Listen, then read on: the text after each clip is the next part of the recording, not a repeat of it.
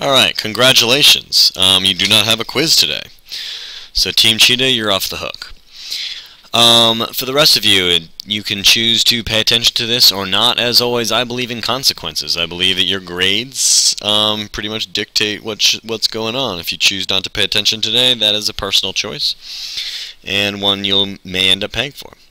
To review real quickly, in the federal bureaucracy, you have the spoil system started by Andrew Jackson, which was putting friends into place for federal jobs. And so basically it was his political supporters trying to make sure that he could get his work done. The problem was that after he created this, every single president wiped out the federal government and hired their political supporters, which made for a chaotic governmental system. As a result, the Pendleton Act was put into place, which created a civil service system, essentially allowing a set of merit-based tests to put into place to figure out how people held on to jobs. It also made it harder to get rid of these people. And today, which we've talked about in the past, like, people have these jobs and have federal jobs for a lifetime, or not a career, excuse me. Alright, the Hatch Act basically stopped allowing federal employees from getting involved politically. That meant they couldn't run for office, they couldn't solicit donations for campaigns, and they couldn't pressure other people into doing that. A lot of that is still in place today. And this is also a reminder that Lauren and Morgan, since you're up front by where the video, where the computer is, if people need to pause it to take notes, feel free to pause it as is required. Alright, next slide. The Federal Employees Political Activities Act, this basically said that federal employees could run for office as a nonpartisan. But as I discussed last class, this essentially guarantees that they won't win, because very rarely does a non-Democrat or Republican win an election.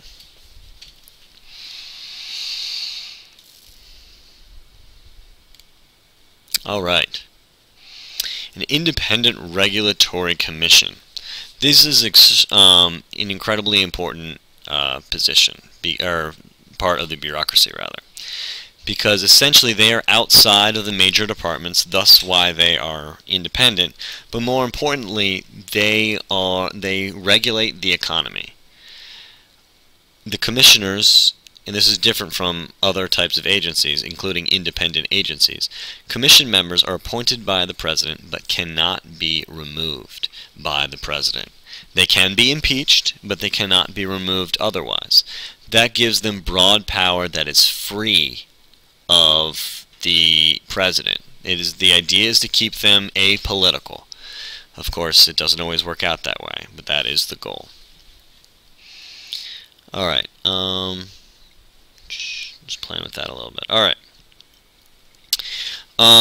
Anyway, so independent regulatory commissions, extremely important to know. Alright, we are going to go through some examples of them. Let's go. Federal Trade Commission. Why does this thing keep jumping around? Alright, I'll make the screen bigger.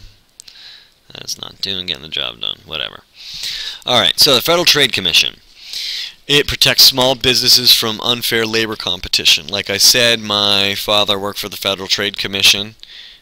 He worked in the false advertising division, which means that, he sued Kraft Singles for claiming that they had the same amount of calcium as 8 ounces of milk, which while it was made from 8 ounces of milk, it did not have that amount of calcium. They obviously cannot sue everyone who is advertising falsely. It happens because most advertisements are somewhat false, but they try to pick the most egregious examples. The Equal Employment Opportunity Commission, that is a government independent regulatory commission that ensures that employment opportunities do not discriminate against women, against racial minorities, against other groups. Keep in mind that, of course, these things are hard to prove sometimes, so it's not an all or nothing. It's not like you automatically get it. The key here is you'll notice that most of these end in the word commission. That is what tips you off to their independent regulatory commissions. The exception is the Federal Reserve Board. What they do is they're independent of the president. They control the interest rates of the nation. This is called monetary policy. The interest rates right now are incredibly low. That is why your money in a savings account is earning less than 1% interest. It is because the Federal Reserve is currently loaning money to banks at 0.25%. And as a result, they're loaning money out to homeowners, like home mortgages, at about 5% if you have good credit. So they're making about 4.75%. Thank you, email. 4.75% on every dollar that they loan out. And it's why your interest rate is so low. The Securities and Exchange Commission, they regulate the stock market. So right now they would be, when there were all these bad investments going on in the housing market, they were supposed to be regulating. I won't get into what they're actually doing. You can look that up on your own time because it was mildly embarrassing for them. The Federal Communications Commission, they regulate basically what is on the public airwaves and the radio. So if you're watching like for example Jon Stewart or Stephen Colbert, and they bleep out a word, they do it because otherwise they get a fine from the Federal Communications Commission. Howard Stern was famous for this, which is why he moved to satellite radio, and since it is no longer airwaves but satellite, the Federal Communications Commission no longer regulates them. Another one, anyway, I had another one, but it doesn't really matter right now. Alright. So, departments, they have a broad area of responsibility for a permanent national interest. The departments are the 15 cabinet departments. So, the Secretary of Health and Human Services runs the Department of Health and Human Services. The Secretary of the State runs the Department of State. So we're talking about these giant departments.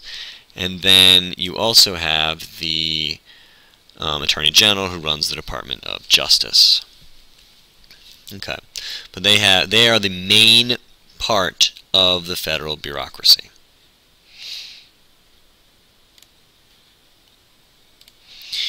Agencies. These agencies and the examples are all independent agencies, not independent regulatory commissions, but independent agencies.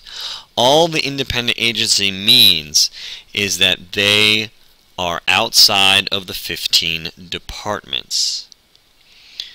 So, for example, NASA, EPA, OSHA, Occupational Safety and Health Administration, are all outside of the departments.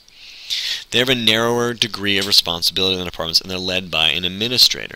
Essentially, so there is an EPA administrator. There is not an EPA secretary, and they are also selected by the president and confirmed by the Senate. They are not necessarily cabinet members, though I believe the current EPA administrator is, but that is only because President Obama invited them to be a part of the cabinet. Alright.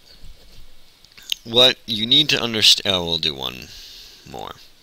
A government corporation, alright, is anything that basically does the job. It's when it does the job, the government is doing the job of a corporation, but there wasn't a corporation doing it at the time.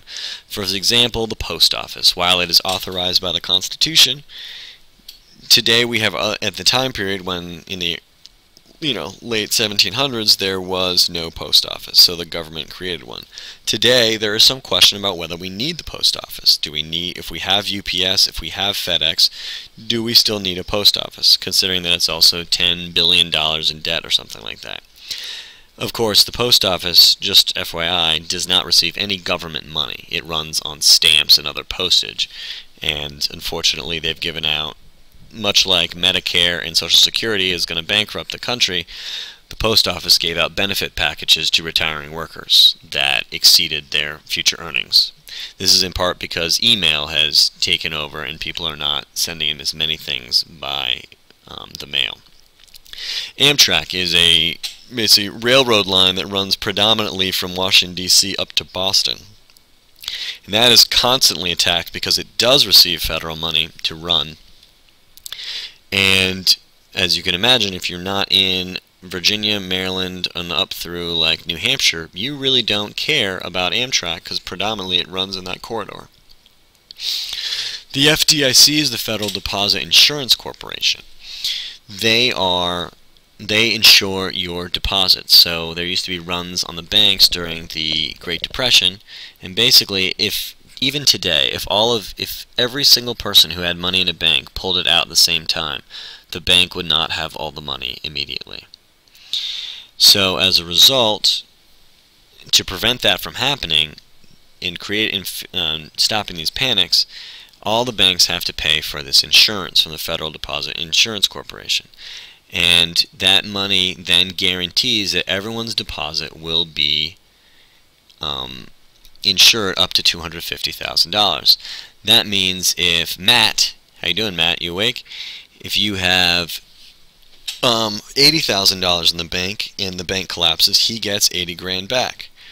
However, if Artero has $2 million in the bank and the bank goes under, then he has $250,000 that he gets back. He does not get the other $1.75 million.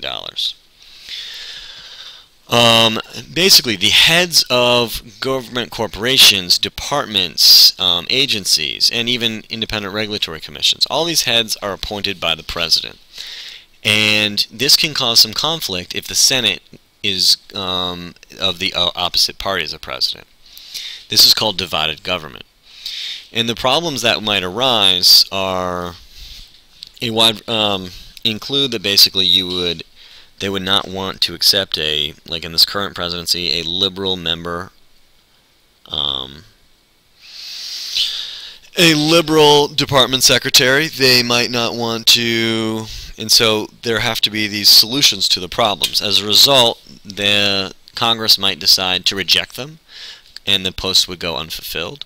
Congress might have a look into the person's background to try to force them, and basically embarrass them and force the president to withdraw the nominee. The committee is likely to give the president a harder time on policy issues, and the committee is anyway, it just makes it a lot harder for the president to get their job done. To solve these problems, the president, as a result, like in an area of divided government, will try to pick a more moderate member, will do exhaustive background checks on the person so they're not embarrassed through the process and forced to withdraw a nominee. They'll cut deals or get help of interest groups to try to push certain members to get through. Form a coalition with members of the Senate to try to get someone approved.